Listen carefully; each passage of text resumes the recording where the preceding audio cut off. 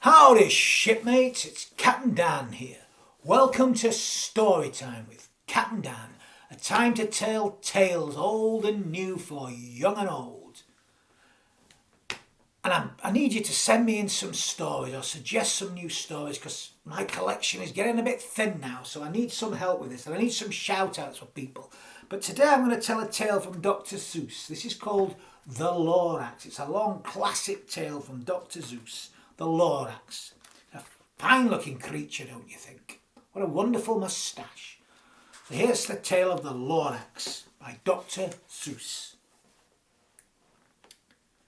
At the far end of town where the grickle grass grows, and the wind smells slow and sour when it blows, and no birds ever sing excepting old crows in the street of the lifted Lorax. It's like a grim place. And deep in the grickle grass, some people say, if you look deep enough, you can still see today where the Lorax once stood just as long as it could before somebody lifted the Lorax away. Who was the Lorax, and why was it there? And why was it lifted and taken somewhere from the far end of town where the grickle grass grows? The old Onceler still lives there. Ask him. He knows. He knows. You won't see the Onceler, don't knock at his door. He stays in his lurking on top of his store. He lurks in his lurking cold under the roof, where he makes his own clothes out of muffed moof. And on special damp midnights in August he peeks out of the shutters, and sometimes he speaks and tells how the Lorax was lifted away. He'll tell you, perhaps, if you're willing to pay. At the end of a rope, he lets down a tin pail. And you have to toss him 15 pence and a nail, and the shell of a great-great-great-grandfather snail. Then he pulls up the pail, makes a most careful count, and see if you've paid him the proper amount. Then he hides what you've paid him away in his snub, his secret strange hole in his grovelous glove. Then he grunts, I will call you by whisper my phone, for the secrets I tell you are for your ears alone.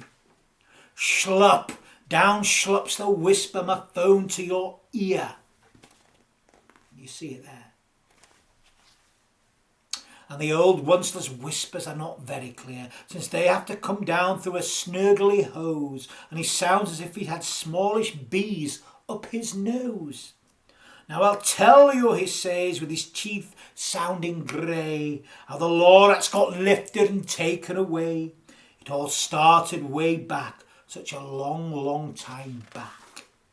Way back in the days where the grass was still green, and the pond was still wet, and the clouds were still clean, and the song of the smoom swans rang out in space. One morning I came to this glorious place, and I first saw the trees, the truffler trees, the bright coloured tufts on the truffler trees, mile after mile in the fresh morning breeze. Can you see them? And under the trees I saw brown barbaloots frisking about in barbaloot suits as they played in the shade and ate truffalo fruits. From this rippleless pond came the comfortable sound of the humming fish humming while splashing around. But those trees, those truffalo trees, all my life I've been searching for trees such as these, and the touch of their tufts was much softer than silk, and they had sweet smell of fresh, buttery milk. I felt a great leaping of joy in my heart. I knew just what I'd do. I unloaded my cart. In no time at all I had built a small shop. Then I chopped down a truffalo tree with one chop, and with great skilful skill and with great speedy speed I took the sufferer up and I knitted a sleeve. a threed. I knitted a threed. The instant I finished, I heard a gazump. I looked. I saw something pop out of the stump of the tree I chopped down. It was sort of a man. Describe him. That's hard. I don't know if I can. Can you see him? He was shortish and oldish and brownish and mossy, and he spoke with a voice that was sharpish and bossy. Mister, he said, with a sawdusty sneeze, I am the Lorax. I speak for the trees. I speak for the trees have no tongues. And I'm asking you, sir, at the top of my lungs. He was very upset as he shouted and puffed. What's that thing you've made out of truffalo tufts? Look, Lorax, I said. There's no cause for alarm. I chopped just one tree and I'm doing no harm. I'm being quite useful. This thing is a threed. A threeds finds something that all people need. It's a shirt, it's a sock, it's a glove, it's a hat. But it has other uses. Yes, far beyond that. You can use it for carpets, for pillows, for sheets, or curtains, or covers for bicycle seats. The Lorax said, Sir, you are crazy with greed. There's no one on earth who would buy that fool threed. But the very next minute I proved he was wrong, for just at that minute a chap came along and he thought that the threed I'd knitted was great. He happily bought it for 39.8. I laughed at the Lorax. You poor stupid guy. You never can tell what some people will buy. I repeat, cried the Lorax, I speak for the trees. I'm busy, I told him. Shut up, if you please. I rushed across the room in no time at all, built a radio phone, I put in a quick call. I called on my brothers and uncles and aunts and I said, listen, here is a wonderful chance for the whole Onceler family to get mighty rich. Get over here fast, take the road north niche. Turn left at the Weekie Hock and sharp right at South Stitch. We'd better get a move on. And in no time at all, in the factory I built, the whole Onceler family was working full tilt. We were all knitting threes, just as busy as bees, to the sound of the chopping of truffalo trees.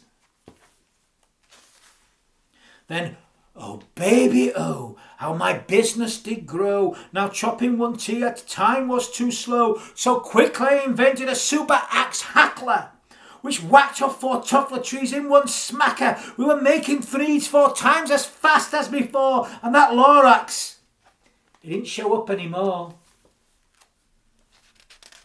No, not anymore.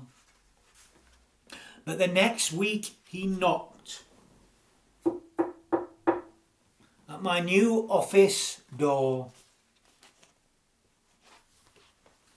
He snapped, I'm the Lorax who speaks for the trees, which you seem to be shopping as fast as you please. And I'm also in charge of the brown barbaloots who played in the shade in their barbaloot suits and happily lived eating truffalo trees. Now, thanks for your hacking my trees to the ground. There's not enough truffalo fruit to go round, and my poor barbaloots are all getting the crummies because they have gas and no food in their tummies. They love living here, but I can't let them stay. They'll have to find food, and I hope that they may. Good luck, boys, he cried, and sent them away. I once felt sad as I watched them all go, but business is business, and business must grow, regardless of crummies in tummies, you know. I meant no harm. I most truly did not. But I had to grow bigger. So bigger I got. I biggered my factory. I biggered my roads. I biggered my wagons. I biggered my loads. Loads of the threes I shipped out. I was shipping them forth to the south, to the east, to the west, to the north. I went right on biggering, selling more threes, and I biggered my money, which everyone needs. Then again he came back. I was fixing some pipes when the old nuisance Lorax came back. with more gripes. I am the Lorax. I am the Lorax. He coughed and he whiffed. He sneezed and he snuffled, he nargled, he sniffed. Onceler, he cried with a querulous croak. Onceler, you're making such smugulous smoke. My poor smoomy swans, why they can't sing a note. No one can sing who has snog in his throat. And so, said the Lorax, please pardon my cough. They cannot live here, so I'm sending them off.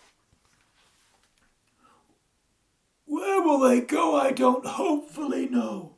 They may have to fly for a month or a year to escape the smog you've smogged up around here.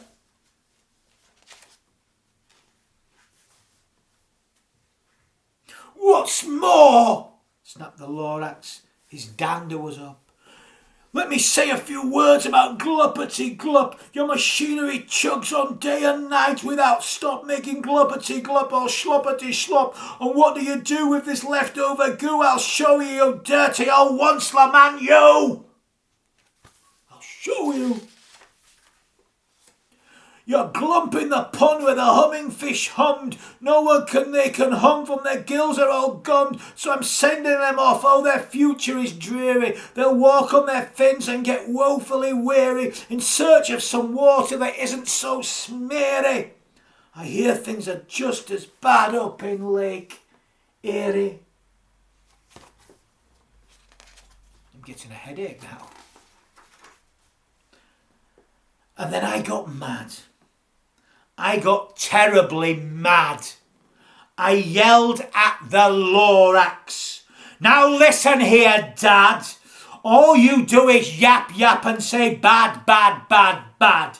Well, I have my rights, sir, and I'm telling you, I intend to go on doing just what I do. And for your information, you Lorax, I'm figuring on biggering and biggering and biggering and biggering. Turning more truffalo trees into needs which everyone needs. They do. And at that very moment, we heard a loud whack. From outside in the fields came a sickening snack, smack of an axe on a tree. Then we heard the tree fall. The very last truffalo tree of them all. The last one of them all.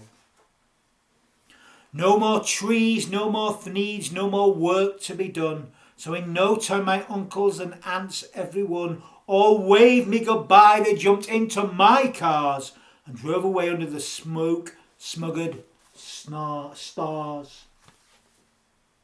Now all that was left neath the bad-smelling sky was my big empty factory, the Lorax, and I. The Lorax said nothing, just gave me a glance, just gave me a very sad and backward glance.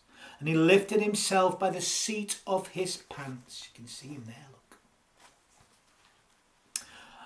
And I'll forget the grim look on his face as he hesitated himself and took leave of this place through a hole in the smog without leaving a trace.